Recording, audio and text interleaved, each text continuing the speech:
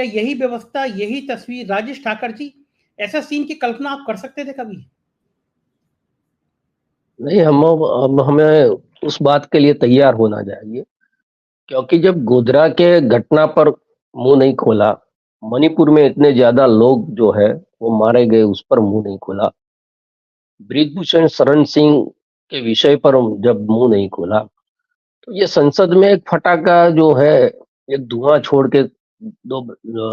लोग चले गए, वो उनके लिए बहुत बड़ी घटना नहीं है। जब ये सारी घटना जो थी वो देश के लिए बहुत चिंताजनक घटनाएं थी, और मणिपुर की तो अभी है,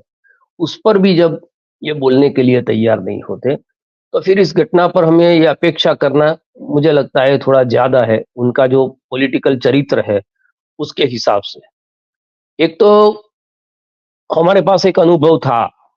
इस संसद पर जिस प्रकार का हमला हुआ था,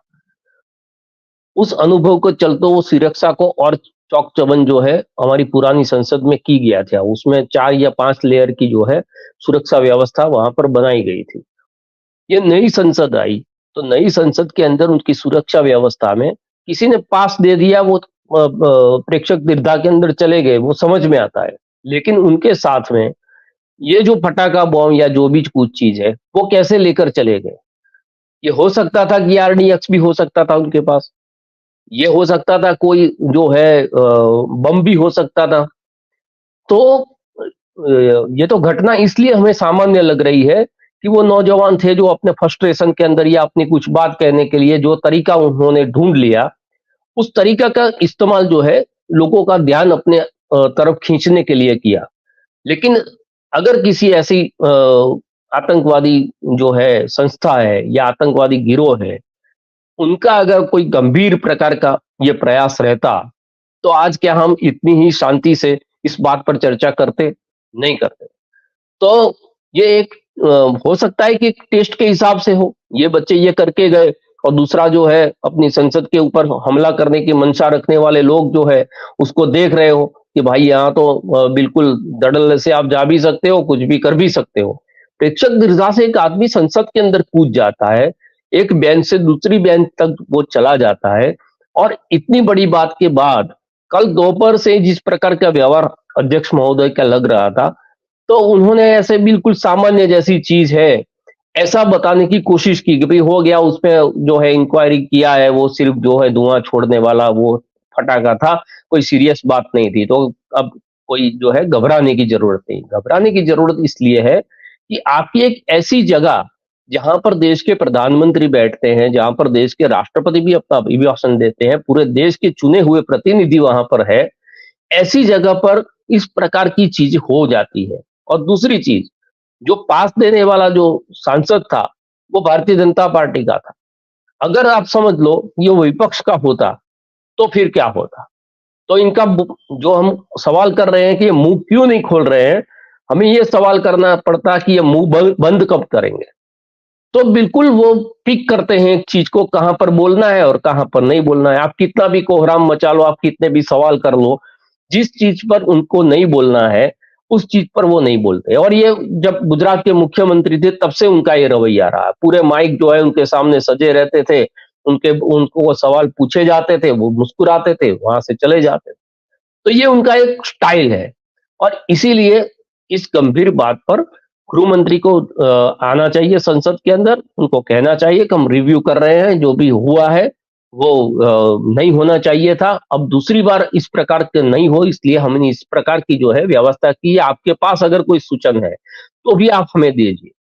क्योंकि कभी भी जो एक बार घटना जो विफल हुई है हमारे देश में, 9 लोग जो है उसमें शहीद हो गए थे,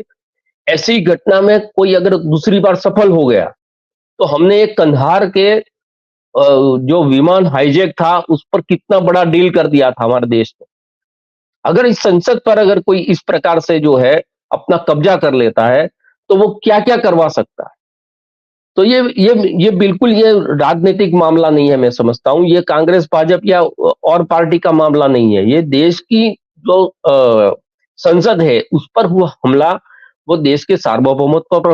हमला है। देश की जो हमारी सुरक्षा व्यवस्था है उस पर बहुत बड़ा क्वेश्चन मार्क है। और उस पर अगर गृह मंत्री नहीं बोलेंगे तो फिर किस बात पर बोलेंगे? वो सिर्फ चुनावी राजनीति करने के लिए या चुनावी रणनीति करने के लिए ही है? क्या उनकी यह रणनीति नहीं होनी चाहिए कि हमारे देश के अंदर किस प्रकार के सुरक्षा, जब संसद जो है वो ही खतरे से बाहर नहीं है, तो आम आदमी को कैसे भरोसा मिलेगा कि हम जो है वो सुरक्षित है? और जब संसद खुद कह रहे हैं कि ये जो हुआ था उससे हम भयावह है, दूसरी बार ऐसा नहीं होगा, इसकी गारंटी क्या है, उनको जवाब नहीं दे रहे हैं, तो फिर सड़क चलते किसी नागरिक को ये कैसे वो जवाब दे देंगे कि आपकी सुरक्षा के लिए हम क्या कर रहे हैं या क्या नहीं कर रहे हैं? तो ये बिल्कुल जो है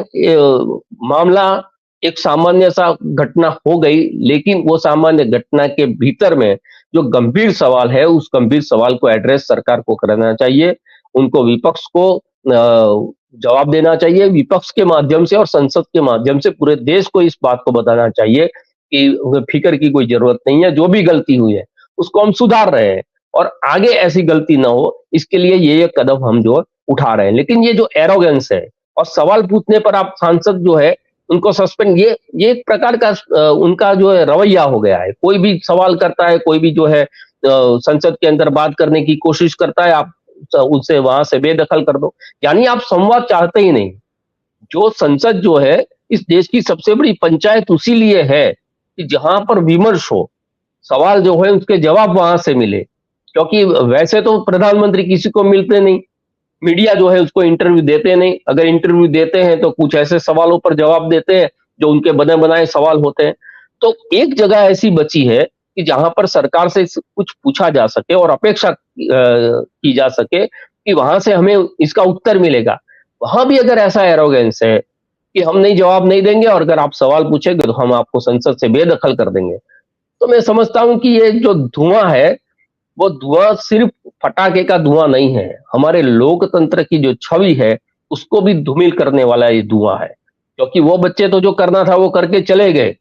और उनका जो तरीका था वो भी गलत था, उन्होंने जो माध्यम को चुना वो माध्यम भी गलत था। लेकिन एक इससे मैसेज ये जरूर जाता है कि ये लोकतंत्र की सबसे बड़ी संसद अगर अपने ऊपर हुए इस प्रकार के हमले पर भी सरकार जवाब नहीं देती है, तो आप समझ लो कि देश के अंदर किसी भी कोने में होने वाली कोई भी घटना होगी, उस पर जो जवाब मांगना वो आपकी अपेक्षा जो है वो गलत साबित होगी।